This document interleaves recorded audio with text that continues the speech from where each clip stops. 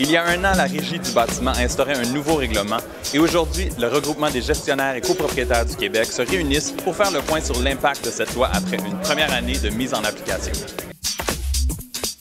Maître Jolicoeur, c'est quoi l'importance d'inspection des bâtiments? De plus en plus, on s'aperçoit que les bâtiments vieillissent.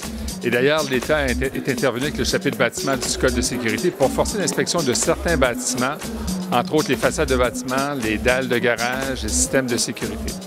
Alors, le bâtiment au Québec, soit en copropriété ou autrement, vieillit.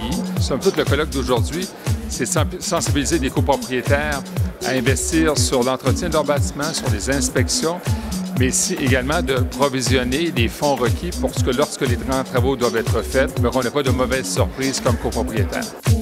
L'inspection des façades est rendue obligatoire maintenant.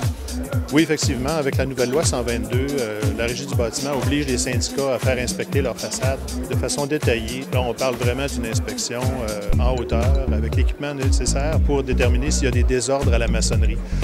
Et en même temps, on regarde le calfeutrage, on regarde l'état des portes et fenêtres, les allèges, etc. Tous les syndicats qui ont des immeubles de plus de 5 étages doivent procéder au moins à tous les 5 ans à l'inspection minutieuse de leur façade. Et c'est pour ça que, comme architecte, on offre le service, on peut produire le rapport de conformité, de sécurité de façade que la Régie exige des syndicats.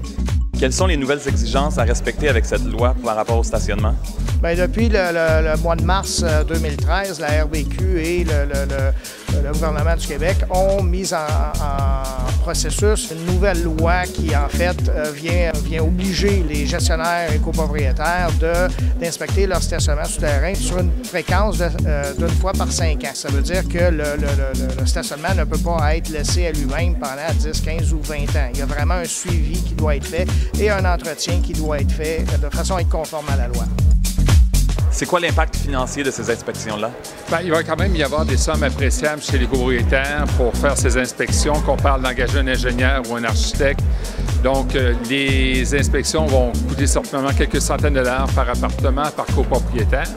Mais également, ce qui va découler, c'est peut-être dans certains cas des travaux d'importance. Alors, on doit s'attendre malheureusement à des augmentations de charges communes dans les années à venir.